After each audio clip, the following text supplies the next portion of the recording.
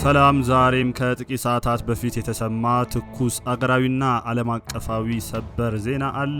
ሰበር ዜና በኢትዮጵያ የሲቪል ሰርቪስ ታሪክ እጅግ ያልተጠበቀና አስደንጋጭ ውሳኔ ተላልፏል። በአገሪቱ የተከሰተው የከፋ የነዳጅ እጥረትና የተጋነነ የዋጋ ጭማሪ ተከትሎ መንግስት አላስፈላጊ ያልሆኑ ነን ኢሴንሻል የሲቪል ሰርቪስና የመንግስት የልማት ድርጅት ሰራተኞች በግዴታ ወደ ዓመታዊ እረፍት እንዲገቡ መወሰኑ ተሰምቷል። የሀገሪቱ የኢኮኖሚ ሞተር የሆነው የትራንስፖርት ዘርፍ አደጋ ላይ ወድቋል። ዛሬ በቅምሻ ዴሊ ይህ ጉዳይ ወዴት እያመራ እንደሆነ ከጀርባው ያለው የተደበቀ ሚስጥር ምን እንደሆነ ጥልቅ ምርምር ይዘን ቀርበናል። አብራችሁን ቆዩ።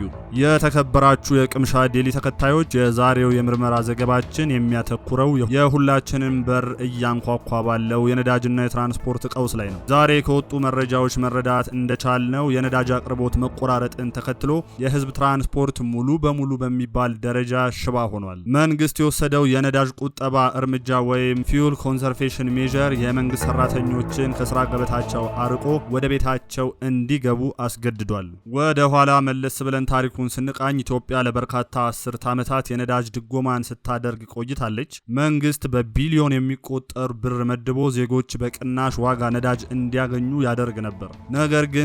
ነገር ግን ከቅርብ ጊዜ ወዲህ የተደረገውን የማክሮ ኢኮኖሚ ማሻሻያና የውጭ ምንዛሬ ተመን ማስተካከያ ወይም ፎሬክስ ሪፎርም ተከትሎ የነዳጅ ዋጋ በገበያ ህግ እንዲመራ ተወስኗል። ይህ ውሳኔ በመንግስት ካዝና ላይ የነበረውን ጫና ቢቀንስም ዛሬ ለምናየው አደገኛ የዋጋ ንረት መነሻ ሆኗል። ነገር ግን የችግሩ ምንጭ የድጎማ መነሳት ብቻ አይደለም። ከጀርባው ሌላ ትልቅ ትኩሳት አለ። ሁለት ተቃራኒ ገጽታዎችን እንመልከት። በአንድ በኩል በወር 10,000 ብር ገቢ የሚያገኘው ተራው የመንግስት ሰራተኛ ወይም ሲቪል ሰርቫንት አለ። ይህ ግለሰብ ከቤቱ ወደ ስራ ቦታ ለመሄድ ብቻ ከደሞዙ ግማሽ በላይ በትራንስፖርት ያጠፋል። አሁን ደግሞ በነዳጅ እጥረት ሰበብ በግዴታ እረፍት ወጥቶ በቤቱ ተቀምጧል። በሌላ በኩል ይህንን ፖሊሲ የሚያርቁት የገንዘብ ሚኒስቴርና የብሔራዊ ባንክ ከፍተኛ ባለሙያዎች አሉ።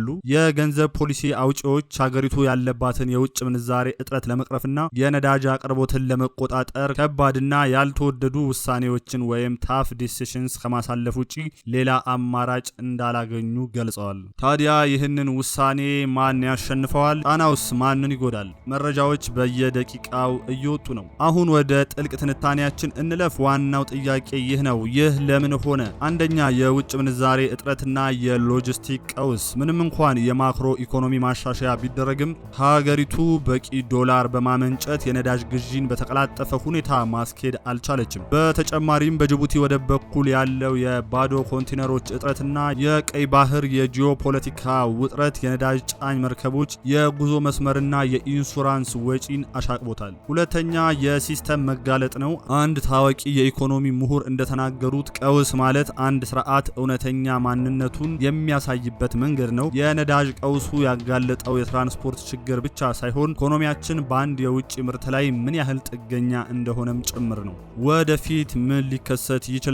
የዚህ ውሳኔ መዘዝ ቀላል አይሆንም። አንደኛ፣ የዋጋ ንረት ነው። የትራንስፖርት ወጪ መጨመር ማለት ከገጠር ወደ ከተማ የሚገባው የግብርና ምርት፣ የምግብ እህልና የፍጆታ እቃዎች ዋጋ በእጥፍ ያሻቅባል ማለት ነው። የስራ አጥነት ስጋት ነው። ሁለተኛው፣ ዛሬ በግዴታ እረፍት የተባለው እርምጃ ነገ ደግሞ ወደ የስራ ቅነሳ ሊያመራ ይችላል የሚል ከባድ ስጋት በሰራተኞቹ ዘንድ ፈጥሯል። የመንግስት ልማት ድርጅት በነዳጅ እጥረት ማምረት ካቆመ ኢኮኖሚው ክፉኛ ይጎዳል። ሶስተኛው፣ ማህበራዊ ቀውስ ሲሆን የዜጎች የመግዛት አቅም መዳከምና የስራ ዋስትና ማጣት በማህበረሰቡ ውስጥ ከፍተኛ የሆነ የብስጭትና ያለመረጋጋት ስሜት ወይም ፐብሊክ ዲሳቲስፋክሽን ሊፈጠር ይችላል። በማጠቃለያው የነዳጅ እጥረትና የመንግስት ሰራተኞች በግዴታ እረፍት እንዲወጡ መደረጉ የኢኮኖሚው ትኩሳት ምን ያህል እንዳሻቀበ የሚያሳይ ትልቅ ማሳያ ወይም ሲምሰም ነው። መንግስት የረዥም ጊዜ መፍትሄውን በተለይም የታዳሽ ኃይል አማራጮችንና የኤሌክትሪክ የትራንስፖርት ማስፋፋት ላይ ካላተኮረ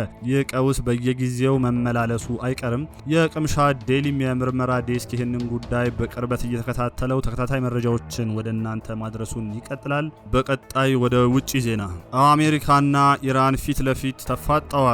ሶስተኛው የዓለም ጦርነት ደውል ተደውሏል ወይ የሚያስብል እጅግ አስደንጋጭ ክስተት በኢራን አየር ክልል ተፈጥሯል። ከጥቂት ሰዓታት በፊት አንድ የአሜሪካ F-15E የጦር ጀት በኢራን ተመቶ ወድቋል። አሁን በዚህ ሰከንድ የኢራን ጦርና የአሜሪካ ልዩ ኃይል የጀቱን አብራ አብራሪዎች ቀድሞ ለማግኘት እጅግ አደገኛ የሆነ ፉክክር ላይ ናቸው። የዓለም የነዳጅ ማስተላለፊያ የሆነው የሆርሙዝ ስትሬት ስጋት ውስጥ ወድቋል። በቅምሻ ዴሊ ይህ ዜና በዓለምና በሀገራችን ላይ የሚያመጣውን ማዕበል በጥልቀት እንፈትሻለን። አብራችሁን ቆዩ። የተከበራቸው የቅምሻ ዴሊ ተከታዮች፣ በመላው ዓለም መገናኛ ብዙሃን በዋና ዜናነት እየተዘገበ ያለው የአሜሪካ የጦር ጀት መውደቅና ተያያዥ ውጥረቶች ላይ ነው። ዜናውም እንደወጣ አሜሪካ አንድ አብራሪዋን ማትረፍ መቻሏን ብታሳውቅም ሁለተኛውን አብራሪ ለማግኘት የምታደርገው ጥረት ግን ከሞት ጋር የሚደረግ ሽሚያ ሆኗል። ኢራን በበኩሏ አብራሪውን ላገኘ ከፍተኛ ሽልማት አዘጋጅታለች።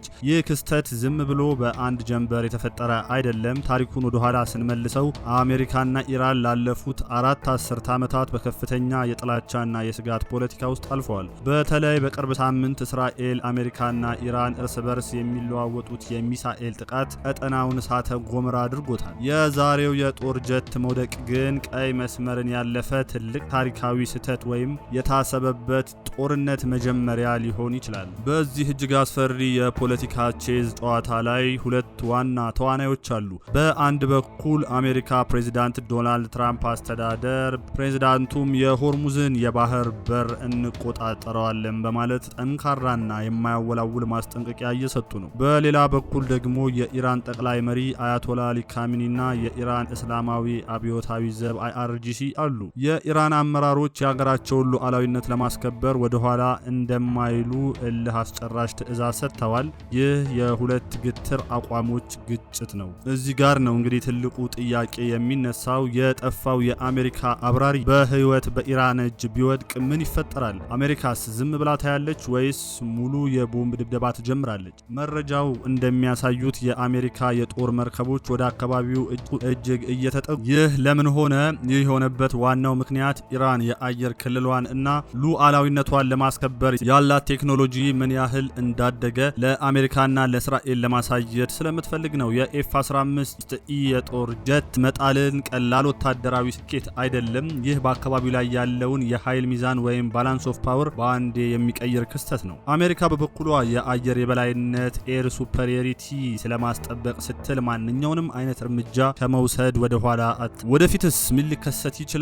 ለዓለም አቀፍ ማህበረሰብ በተለይም እንደ ኢትዮጵያ ላለ በማደግ ላይ ያለ ኢኮኖሚ የሚኖረው መዘዝ እጅግ ከባድ። አንደኛ፣ የሆርሙዝ ስትሬት መዘጋት። የዓለም ነዳጅ 20 በመቶ የሚያልፈው በዚህ የባህር በር ነው። ጦርነቱ ከተባባሰ ኢራን ይህንን በር ትዘጋለች። ይህ ማለት በአንድ ሌሊት የነዳጅ ዋጋ በዓለም ገበያ ላይ በእጥፍ ይጨምራል ማለት ነው። ሁለተኛው የኢኮኖሚና የዋጋ ንረት ማዕበል ነው። አሁን ባለንበት የውጭ ምንዛሬ እጥረትና የማክሮ ኢኮኖሚ ማሻሻያ ጊዜ የዓለም የነዳጅ ዋጋ ካሻቀበ ሀገራችን የትራንስፖርት፣ የፋብሪካ ምርቶችና የዕለት ተዕለት ግብርና ምርቶች ዋጋ ደረስበት የማይችል አደገኛ ደረጃ ላይ ይደርሳል። ሶስተኛው ዓለም አቀፍ ፖላራይዜሽን ነው። አሜሪካ በኢራን ላይ ሰፊ ጦርነት ከከፈተች ሩሲያና ቻይና ዝም ብለው ላያዩ ይችላሉ።